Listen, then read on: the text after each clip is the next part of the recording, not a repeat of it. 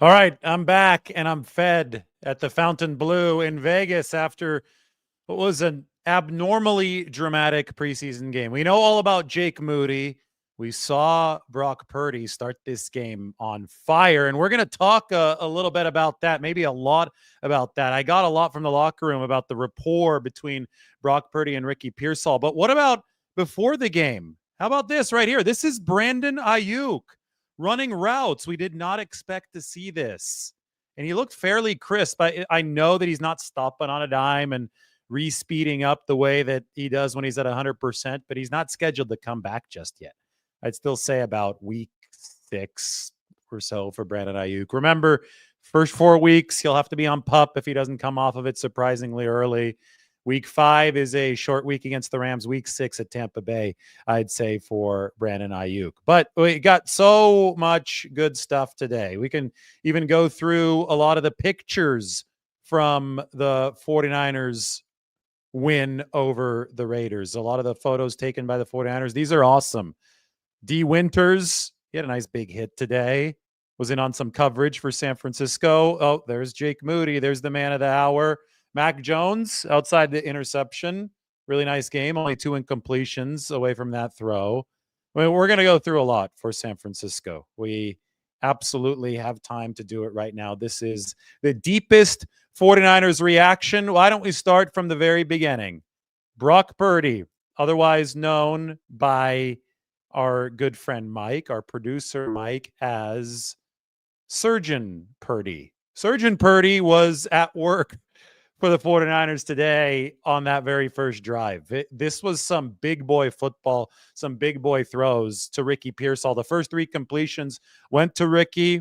I mean, a lot of people probably seem foolish today for their Jake Moody takes earlier in the game, but I think that on a longer picture view, how about the rancid, like absolutely rotten Ricky Pearsall takes, which weren't good even before this training camp because he produced at the end of last season, but he wasn't a perfect player last year. He was still a rookie getting used to the league.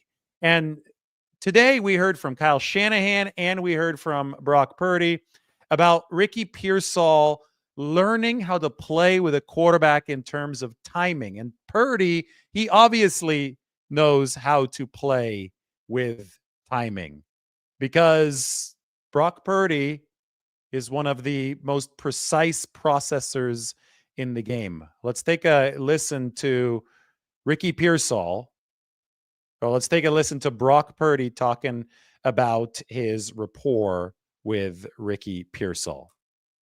I thought it was just like open communication 24/7. Like I said before, like after reps and practice, Ricky comes up to me and he's like, "Hey man, I ran this route because I got this look or this leverage and this is what I was trying to do." And then I'll tell him like, "Hey, I need you here," or "That was good. Keep working that. I'll get back to you after I watch the film." So like we're just always talking, man. And he loves football. I love football. And so when you got 2 guys that are willing to put in the extra work and explain, what we're trying to get out of a play and reps. I think great things can happen from that. So we watched a lot of stuff from last year too, and understanding like where we both need to be better. When obviously I'm throwing to him, and I think we honed in on some things this year in camp and then in the game. Man, we just go out there, and I feel like it's pretty natural. Just both of us, our chemistry and everything. So, but it was one preseason game, so we just got to keep doing it and keep our heads down and keep working hard together. So I have my notebook open right here, and it's the first, like I said, the first 3 completions, 13-1, 13-1, 13-1. Brock Purdy to Ricky Pearsall, obviously wearing the new number. Last year would have been 13 to the old number 14 of Ricky Pearsall. But every single one of those was progressively more impressive. The first one, just a standard out, got the 49ers in rhythm to begin the game. Then came a rollout to the left, and Ricky was smart this time. I said last year he was so focused on winning his one-on-ones that he forgot a little bit about Brock Purdy's end of things. And not everything is going to go perfectly for the quarterback. It's not just about beating the guy covering you. You've also got to figure out how much time the quarterback is going to have to get rid of the football, and you're going to have to run your route accordingly. So the linebacker tried to cheat a little bit on the crossing route, as Brock Purdy was on the naked rollout to his left, and he had to flip his hips and throw. And as the linebacker tried to cheat in the zone coverage and get ahead of Ricky Pearsall, Ricky just decided to sat down on the route. That made him barely open. I mean, there was just a little sliver, but Brock Purdy, because he's got that rapport with Ricky Pearsall, was able to break off the pre-planned throw, which would have been leading Pearsall across the field, and was able to hit him in the little window where he was, in fact, open. The third one, the 3rd and 18, that was extremely high degree of difficulty. That was the play where you normally would wave the white flag and say, hey, we'll just run the little give up toss and figure things out to fight another day. But here, the 49ers said, oh, we're going to let Purdy and Pearsall do their thing. Pass protection was good enough. It's always hard to block Max Crosby when he's roaring around the edge. And Brock Purdy had to get rid of the ball quickly, subtle movement up in the pocket. And what he did is he froze defenders with his eyes. Brock Purdy always does that. I feel within the first couple seconds of a play, he's able to grasp what's happening around the whole field. He's able to manipulate the defense ever so subtly. And then he threw the ball under the coverage. He took a little air out of the football so Pearsall would come back to it, and Pearsall did make the catch. Had to go down a little bit lower to the ground to make the catch, and everything did indeed work out for the 49ers in moving the chain. So Purdy and Pearsall, we've seen it already in training camp, and I think that we're going to see a whole heck of a lot more of it this season. I'm glad that everybody got to see what we've been seeing in camp. The rapport between these two has been really good indeed. Another look at Surgeon Purdy. That's Surgeon Purdy at the podium after the game, but we could take a look at Surgeon Purdy here, the graphic made by Mike. All right, we're going to go through some of the pictures. And as we go through the pictures, well, we could talk about what happened in this football game. Keyshawn Vaughn, that's the 49ers running back. They were down to only 2 healthy backs by the time this was over. Keyshawn and Jeff Wilson Jr. Jeff ran well, scored a touchdown, caught an important screen pass on that last drive. But I thought that he blew a couple pass blocking assignments. It's probably tough because he just came into the building a few days ago. So maybe he wasn't fully ready for some of the intricacies of pass protection, but he was thrust into a lot of action for the 49ers today. There's Trevis Gibson. He had a big sack for San Francisco. That was in the second half. Brock Purdy with the black hole banner behind him. It's really hard to overstate how impressive Brock Purdy was today. And he's going to be the driver of this football team. The 49ers defense is obviously going to be a work in progress. Young unit. I wouldn't use today as a gauge of the defense. They didn't play a lot of their guys. But I think it's obvious that the 49ers offense is going to be a step ahead of that defense, at least for the first couple months of the season. Purdy's going to need to do what he did today. Execute the system with lethal precision, and the 49ers will be A-okay. There's Trevis Gibson with the sack that I was talking about. I believe that was on Aiden O'Connell, or it might have been a little bit later in the game, but it was in the second half. You know, Trevis this week at practice, he had the tip against Brock Purdy, and that tip against Brock Purdy then turned into an interception for Nick Bosa. That was his very first practice with the 49ers. What a start, right? We normally don't see that, but they've had so many injuries along the defensive line that he was thrust into first-team action for San Francisco. Another look at Trevis Gibson celebrating the sack. There's Nick Martin. He played well for San Francisco today. I mean, I saw one really poor angle from Nick Martin on a catch and run for the Raiders. I believe this one was in the second or the third quarter. I'm going to be watching the tape. We're going to do the film review tomorrow. But outside of that, he missed the tackle. There was some yak on the play for the Raiders. But outside of that, Nick Martin was really, really solid. And he was flying around the football. You know, I just measure things based on improvement over last week. And last week, I covered Nick Martin fairly, unlike others. And I made sure to contextualize why he was looking like a chicken with his head cut off running out there, because he's really fast, but he wasn't used to the speed of play at this level yet. And I talked to Nick in the locker room, and he said, you know, it did seem a lot slower for me this week. Things are starting to really click for me. And it makes a whole lot of sense. I mean, this is a player who missed most of last season at Oklahoma State because of the MCL injury. Only played 5 games. Dane Brugler's scouting report on him is straightforward. It says, he'll overrun plays, but he's also ultra athletic. Sometimes he relies a little too much on his athleticism. Well, at the NFL level, you got to find a way to rein all that in. And I think that Nick is showing progress in the right direction for the 49ers. I want to see some defensive statistics here for the 49ers. I've got the game book in my hand. We'll see how many tackles Nick Martin ended up with. 6 total tackles for the 49ers. Actually led the team. So as opposed to last week when it was rough, he might have had 4 missed tackles last week. I don't know what the official tally was. Much, much better performance this time around for Nick Martin, 49ers rookie linebacker, 3rd-round pick. There's Demarcus Robinson. He made a few tough catches for the 49ers today, and he fought for a first down. They plan on him being suspended for the start of the year. They don't have word yet from the NFL, but they're trying to give him a lot of playing time now to make sure that everything's ready to go. So Demarcus Robinson is taking advantage of that. He dropped that pass early from Brock Purdy on the quick hitter, but then caught everything else headed his way. Robbie Chosen. This was a big game for Robbie. I'm going to go to the offensive stats. He caught that one from Carter Bradley on the crosser late with a minute left, set up the game-tying field goal for the 49ers.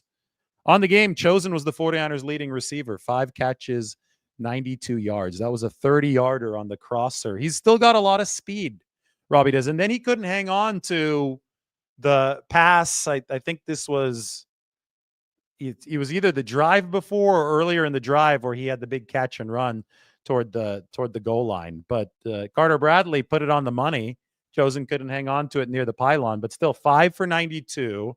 Kyle Shanahan himself has said that Robbie Chosen is in much better shape than when he was with the 49ers last season.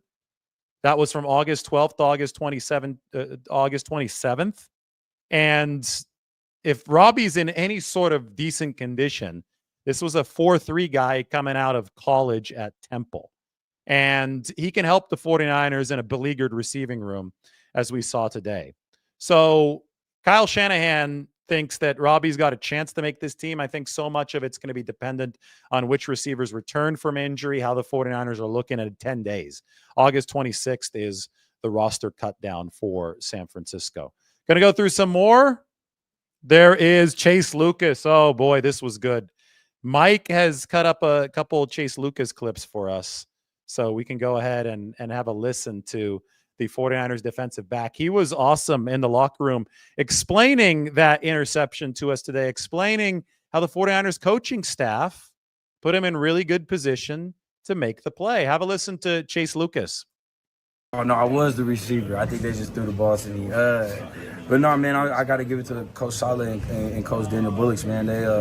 They give me some great indicators. They give me great indicator tape. There's 135 clips, mind you, of indicator tape that we had before the game, the day before. And I watched it probably 10 times. And I knew, 2 by 2, for playing man, they're either going to go slants or they're going to go out route to the 2. And I said, okay, if he gonna stutter at the line, he's doing a slant. If he's just going to keep it pushing, he's going to do it out. So I read it perfectly. I just broke underneath him. And then, I think, what was the quarterback's name? I can't remember. O'Connell, he threw me a perfect pass right to my hand. So, I got to thank him for that, for sure. It's Chase Lucas. He's got a sense of humor. Remember last week, Kyle Shanahan called him the 49ers Energizer Bunny? Well, you could see some of that personality come through. Last week, Robert Saleh blitzed Chase Lucas frequently. Today, he blitzed him late, and it was a big, big sack that set up the Jalen Mahoney interception, which set up the Jake Moody 59-yard field goal. So Chase Lucas has been doing a lot of good stuff between the safety that he generated last week with his blitz, big pass breakup last week, and he calls it a dropped interception, but it was still a very key PBU for the 49ers on a 3rd or 4th down. It was on a money down against Denver. This week, he's got the interception, and he's talking about this is the big upgrade the 49ers have been able to attain. It was a coaching upgrade. I mean, Robert Saleh and Daniel Bullocks are here charting out exactly what the routes are going to be of the opposing receivers based on tendencies, and they're teaching the defensive backs in a preseason game. I mean, Mike asked me, is this normal for a preseason game?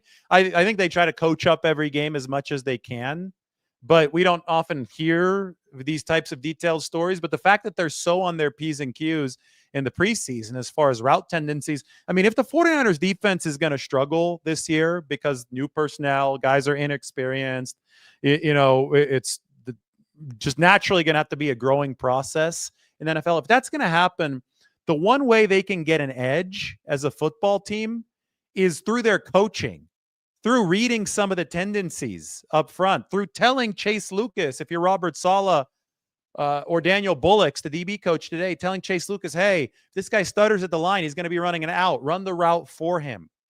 I don't think they were getting that last year with Nick Sorensen. They didn't have that experience at the DC spot. Robert Saleh, though, I mean, this is a bona fide Jedi master of defensive coordinating. And you heard it there from Chase Lucas, who really, really wants to make sure that he gets playing time for the 49ers this year. Why? Well, Chase Lucas explained a little bit of that in his interview after the game. I remember like it was today. The first thing I did, man, I told Trent, man, as soon as I catch the ball, I'm going to be looking for you. I could not find the big silverback anywhere, so I just took off down the sideline. I was just like, man, I want everybody to see that I was telling them this is going to be my field tonight. And when I ran down that field, I made sure they seen it and heard it. And when did you tell him that? Huh? When did you tell him that? When I looked in the guy's face, I said, this is mine. This is my place, man. And I was just thankful, man. I gave the ball to Trent. He's a big homie to me. He's, a Hall of Famer, and he's a great dude, bro. So I be with him all the time that I can. I get as much knowledge as I can from him. And, when I make a play, I want to, kind of share that love with him. Is he a guy that you could leaned on last year when you were here? Oh yeah, him and Demo for sure, man. There'd be days, man, I didn't want to get up because I was on. I feel like I wasn't getting the recognition that I need or I wanted. But that's just a soft mentality, man. I kind of had to flip the script, and I feel like this year is a different story. Is there anything that triggered this change? I was tired of being on the sideline, man. I was tired of being on, being in stuff like this when the homies is out there at war. So I told myself, man, whatever it needs to happen, whatever I need to do. I trained my body crazy on the off season. I made sure that I was gonna, people were gonna know my name this year. Wow, that's inspiring. I'm fired up now. Chase Lucas saying I was tired of being on the bench. Remember that he was with the Lions as a good special teams player in the year that the Lions lost to the 49ers in the NFC Championship game. They let him go. 49ers pick up Chase Lucas. And now we can really see where he might fit in. I'm going to zoom in on the defensive back position. You can see all the injuries that the 49ers have right now. All the pink, those are injuries. Chase Lucas, though, isn't hurt. And I think I'm going to move him into my 53-man roster projection after this game. There he is. Where's he going to fit? Well, so many guys are hurt. Renardo, Upton Stout, Jason Pinnock, Malik Mustafa, Richie Grant all missed this game in the secondary. I think that Chase Lucas is going to be one of the names that the 49ers really want. I mean, just a valuable piece for San Francisco in that secondary. He could play the nickel. They're going to love him on special teams, and we know that they're trying to improve that phase of the game. By the way, today was a good start for the 49ers special teams unit. If you're trying to turn that side of the ball around, I think a good way to do it is to see your kicker tie the game from 44 and then win the game from 59 with both of those kicks coming in the final minute. So good day for the 49ers special teams in that regard. Unfortunately, Dominic Puni got hurt on the field goal block at the start. Freak play. They made the field goal. Just tough for Dominic Puni with the PCL. Although, could have been worse. There was a fear that it was an ACL. I think when people heard that Puni had been ruled out immediately, people cringed. But should be a few weeks, and the 49ers have about 3 weeks here until the start of the regular season in Seattle. Still, that's where Chase Lucas is now. I have him on the 53-man roster for the 49ers. I think he's playing his way onto it. I think that he did a lot of good work for San Francisco behind the scenes last year. He was a scout team guy playing both offense and defense. I've told you the story before. I talked to Chase quite a bit last year in the locker room, and he told me I'm the Travis Hunter of the 49ers. He was playing both offense and defense for the scout team, giving them good looks, wasn't getting a whole lot of recognition, and based on what he just said, he got sick of it. Chase Lucas wanted to be out there at war with his brothers. He wanted to be out there making plays like this, the interception where he essentially ran the route for Alex Bachman. Bachman is the Raiders target there, who's behind Chase Lucas on the play. So Lucas is realizing those goals now. Still a young defensive back in this league with a real chance to make an imprint, because he could time those blitzes, which I think is a skill, a very underrated skill, especially if you're a nickel. You got to be like a shark, right? You got to be like K'Wan Williams. I think Upton Stout's going to be a good blitzer for the 49ers. Can't wait to see him out there. We have yet to see Upton in game action, though, because of the calf. But with Chase Lucas, the blitz last week that led to the safety against Bo Nix, the blitz today where he was able to get to the quarterback at the end of the game on that final drive to set up the interception and the field goal. Both of those, the timing of his burst off the line of scrimmage was pristine so that he could hide the blitzing actions. The quarterback couldn't see him coming. And you got to be on the same page as your defensive coordinator if you're going to make that work. And then he definitely was on the same page as Robert Saleh for the interception that we could see right here. That was really, really well done by Saleh to show Chase Lucas what route the Raiders probably would be running, and then Chase was ready to respond to the coaching to make that interception. There he is. He was running all the way up and down the field. I think that he gave the ball to Trent Williams, and then he got the ball back. Trent gave it to him in the locker room today, and Chase Lucas, first career interception. I know it's in the preseason, but it's going to be a nice little memento for Chase Lucas, who the Arizona State product. You could see that one of the tattoos there, 480, that is the area code. That's the Phoenix area code, right? It's the 480 coming from the desert. He was in a different desert today here in Las Vegas. There's Jake Moody, John Weeks, 49ers new long snapper. That's part of the kicking operation. There's part of the kicking operation today. Thomas Morstead, the punter, holding down for Moody. A look at Ricky Pearsall, who today, what are the final numbers for Pearsall? Was it those 3 catches? I think it was 3 catches. Taking a look right now. Yep, 3 catches, 42 yards for Ricky Pearsall on that first drive alone. So they moved 61 yards in that first drive. Ricky Pearsall, 42 of those receiving yards. Nice little look down the trenches here, 49ers and Raiders. A lot of good photography from the 49ers staff. Got to give them a lot of credit.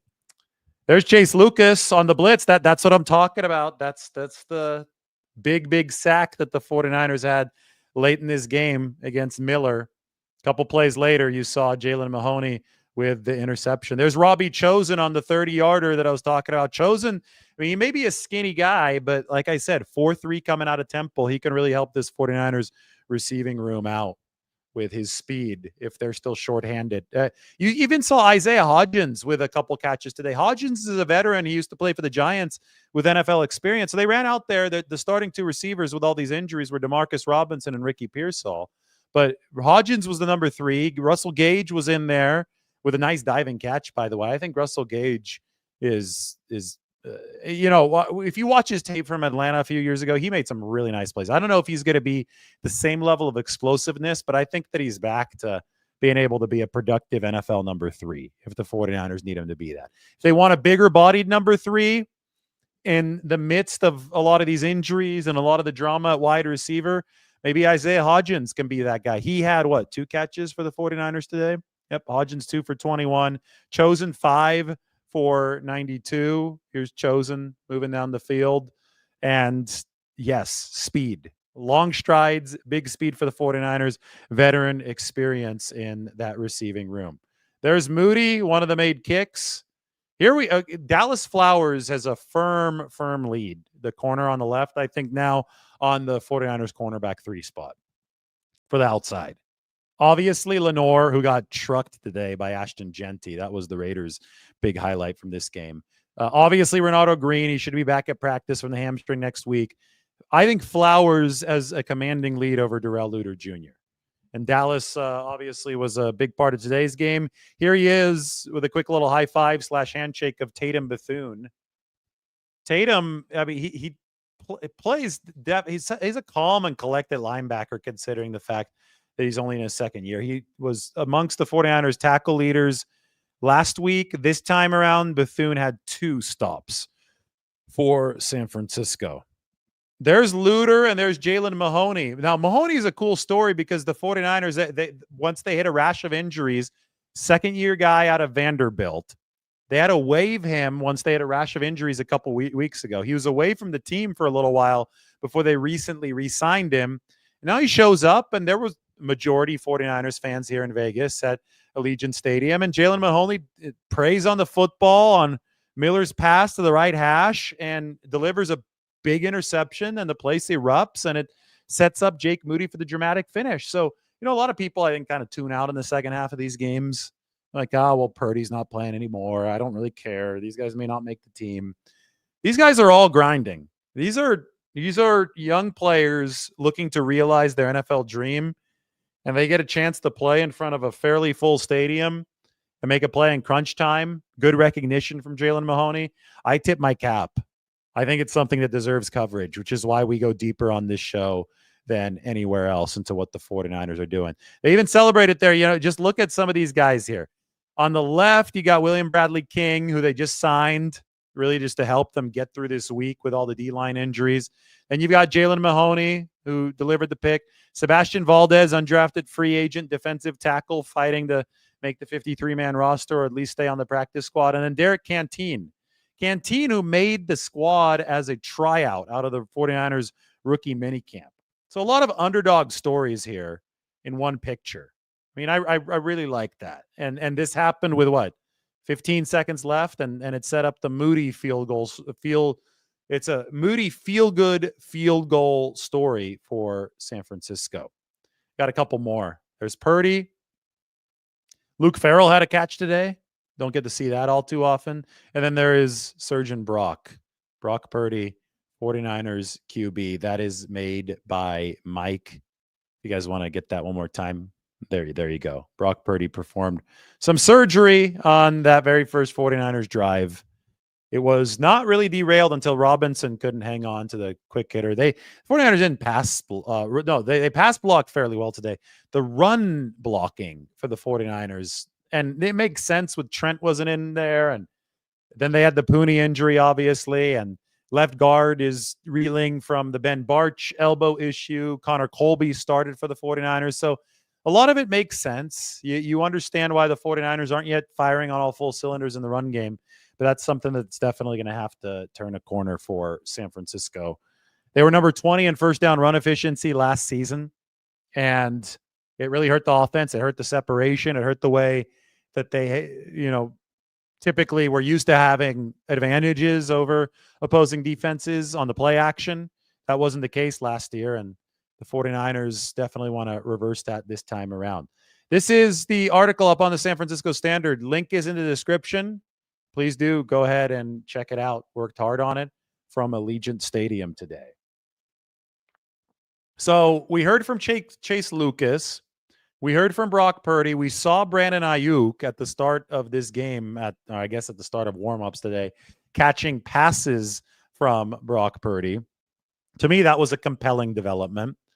We obviously saw a couple 49ers injuries today, Dominic Pooney being one of them, Corey Kiner, the undrafted free agent running back, being the other one of them. Maybe that means that we do need to take a look at the 49ers depth chart to see how everything is lining up right now, given the additions that we just added to the 49ers injury report. So for somebody like Corey Kiner, he's got the high ankle sprain. That's going to be a few weeks, right? We're looking at the running back position. Patrick Taylor Jr., dislocated shoulder. That's probably going to be 2 weeks. Guerendo, I would say probably about 2 more weeks. Kyle Shanahan thinks that Guerendo, Taylor, and Jordan James, who has the broken finger, will all be back by week 1, which is the good news. The bad news is the 49ers had to finish this game with just Jeff Wilson and Keyshawn Vaughn at running back. I don't think that Wilson excelled all too much in pass protection. I thought he blew a couple of those late. whoever they bring in now, and they're going to be on the market this week, they're going to have to get up to speed quickly to protect the QB position against the Chargers next week. We might see Purdy against Trey Lance next week. So they're definitely going to be on the market for another running back after those injuries. How about offensive line, where Purdy is now hurt? What we saw today from the 49ers is Colby at left guard. They kept him in for most of the game because they need Colby to take those reps if he indeed is going to start. My prediction that Colby would start at some point in 2025, I will say, is looking fairly good. But what are they going to do at right guard? Well, we saw Nick Zakelj at right guard, and I think that based on the rotation today, based on the injury to Purdy, I've got to project Nick Zakelj onto the 49ers 53-man roster. Purdy might be out beyond week 1. Zakelj, I thought, had fallen down the pecking order because of Connor Colby, because Drew Moss was starting to take some of his snaps. But now that Dominic Purdy and Ben Bartch are hurt, you need Nick Zakelj a lot more than you did a few days ago if you're the 49ers. So we've got Zakelj in there on that 53-man roster projection. I think it's probably leaning toward Drew Moss being a cut and a re-sign to the practice squad at this point for the 49ers. So if that would be the case, then we would move Drew Moss over here. And perhaps that's where the numbers say that this is going to go for the 49ers. 8 offensive linemen: Zakelj, Colby, Burford. Burford, I thought, played decently well. Tomorrow, I'm going to do the big film review for the 49ers. I'm going to watch the tape as soon as we're done here tonight. And tomorrow morning, you could tune in. 8 o'clock tomorrow morning, we're going to do that specific time. We're going to take a look to see how the 49ers offensive linemen did, how they did pressure-wise on the defensive line. I know that it was a little convoluted this game with so many guys sitting, so it's hard to really judge this from a firm team perspective for the 49ers, but I still do think that it is worth the individual analysis that I'm going to get into. I'm sitting here at the Fontainebleau in Las Vegas, looking out at a nice view. I'm definitely not going out and partying tonight. I'm going to be watching some 49ers tape so we can put together a good film analysis for you tomorrow morning. So while you're here, make sure you check out the article up on the San Francisco Standard. There it is. Your support would very much be appreciated. How Jake Moody, Brock Purdy, and Chase Lucas propelled the 49ers past the Raiders. I'm ready to answer some questions. Historic Stoic wants Gibson on the practice squad. Hopefully, Kosaric can get the most out of him in a year or so. Well, I mean, Gibson is a vet. Gibson's been around the league. He's got 11 career sacks. Maybe he'll save his best career football for, because it's a Kerry Hyder kind of situation, right? But let's just see who's healthy on August 26th, because that defensive line room is so damn decimated right now, not by major injuries, but by a lot of smaller ones, except for the Givens one, which is more major. But you could see here, that's a lot of pink shading, right? Travis Gibson is way out here. He got that first team rep that he took full advantage of this week, but still a long way to go before the 49ers cut down.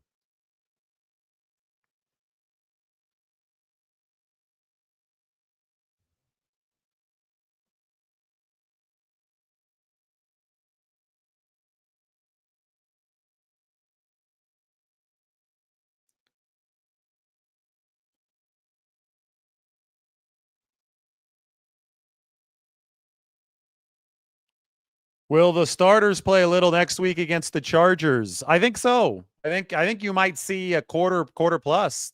Typically, the dress rehearsal had been a full half for the starters. I don't know if the 49ers are going to do that next week, but they want to get sharp. They want to make sure that all the rust is knocked off. It was great work today for Brock Purdy and Ricky Pearsall to be able to do that against the live defense. So why not a little bit more of that, but with more guys out there next week so they're ready for week 1. I should do a story on Junior Bergen. Yeah, I mean, I'm going to do stories on all these guys. I can't wait till the 49ers locker room is open full time for the season. Junior didn't have an opportunity at a big punt return like last time, but he's still going to be fighting for that. This next preseason game, it's like the final audition before cut down day, right? I'm very, very much looking forward to seeing what somebody like Junior Bergen might be able to pull out. Yeah, Isaiah Prince, not a great day for him with the false starts today, playing at that right tackle position for San Francisco. But I'll tell you that Spencer Burford looked solid for the 49ers. One of those false starts really, really hurt San Francisco. They showed Kyle Shanahan. He did not seem happy. But you got to work out some of these kinks right now. It is still week 2 of the preseason.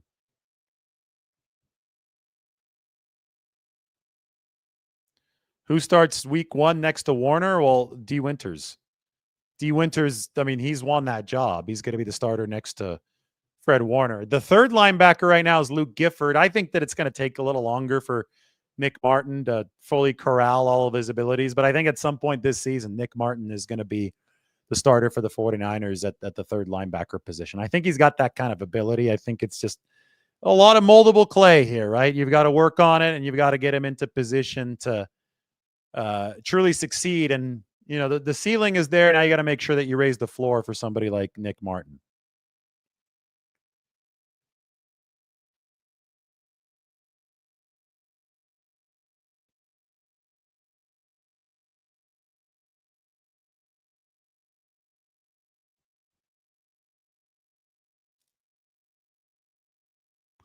All kickers miss, says G54. But if you can have a cornerback mentality at kicker, you'll be good. That means, yeah, you have to forget. I mean, today was an objectively good day for Jake Moody. If you go 5 of 6 and you make 2 of 3 from 50, if your only miss is 50 plus, and you make 2 of 3 from 50 plus, including the game winner from 59, you had a good day kicking. Jake Moody has also had an objectively good camp kicking. Jake Moody also made 13 of his first 14 kicks last year before the high ankle sprain.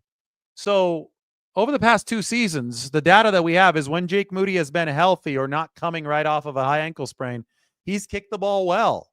They also have the whole data on him from college when he was the best kicker in the nation. So the 49ers made a bet that the ankle injury screwed him up last year and that he could get over it because kickers go through the fire. They all miss, and they have to find a way to develop some mental strength and get stronger. That's the bet the 49ers made. They hedged it with Greg Joseph. They ran a kicking competition. But so far, the 49ers thinking looks like it was absolutely correct with Jake Moody. That's the only logical, reasonable takeaway that you can have about the kicking situation coming out of this game.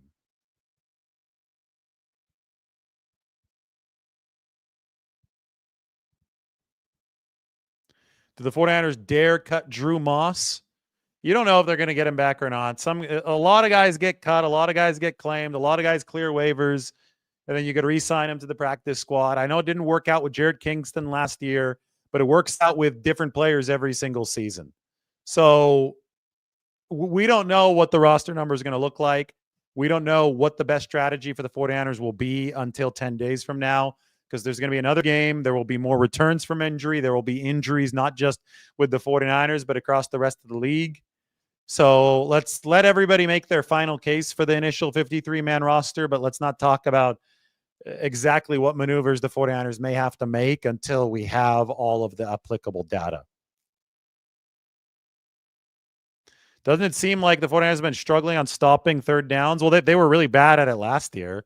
I don't read anything into the first 2 games. They're running without Bosa. They're running without Warner. Lenore was in there for a bit today, but I mean, even some of the rookie linemen like Michael Williams unavailable for the 49ers. So for the 49ers, I think that defensively, we're looking at individual evaluations for San Francisco, and we're not looking at team-wide performance when so many players are out. It is still the preseason. So we don't have to say, oh, they're struggling situationally here. You're not going to know that until the regular season. As soon as you'll start to get a hint of it in the dress rehearsal, which is next week against the Chargers.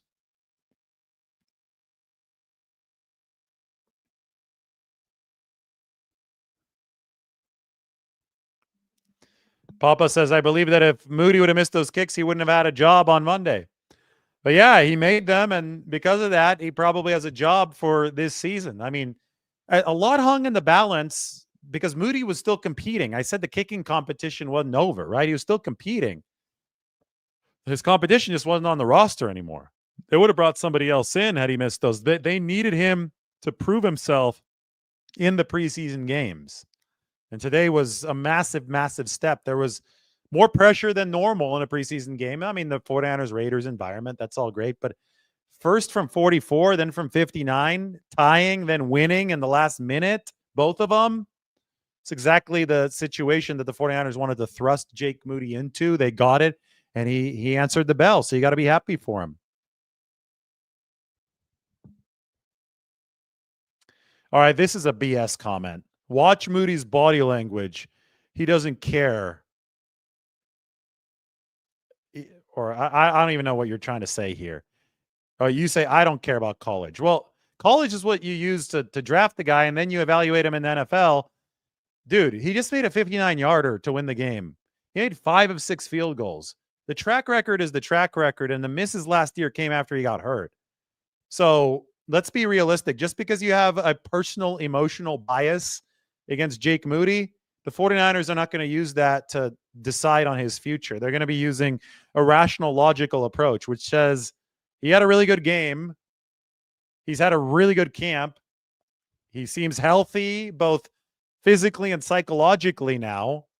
And he's a really talented kicker that can help him out. You know, the 49ers margins this year are not going to be big. There's no way. I don't think their defense is going to be an all-pro caliber defense. They could blossom into something over the course of the season. I think that Brock Purdy is really good. I think the offense can lead the way, but they can't have the special teams screwing it up anymore. And it would really benefit the 49ers to have a true plus kicker. Somebody that can boot the ball 50-plus yards regularly to give them some of those hidden points in some of these games that were not coming easily for them in the past. I think that can net the 49ers another win or two this year, especially if you cut out the misses that we saw last season. Who's talented enough to potentially do that? Jake Moody has that kind of talent. Now, can he get everything consistent as far as the psychological aspect? Well, today might have been a big step in that direction. All right, there's your 49ers deepest reaction from Vegas. Stay tuned for the big film review that's going to be coming tomorrow morning. Just wanted to make sure that I joined you guys one more time here. This is up on the San Francisco Standard, so check it out.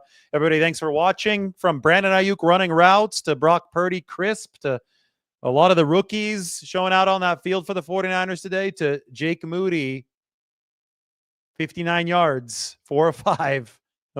It was a fun preseason game here in Las Vegas, and I'm glad that you were along for the ride with me on all these reactions. Check out the San Francisco Standard. Link is right up there for you. We'll talk to you soon.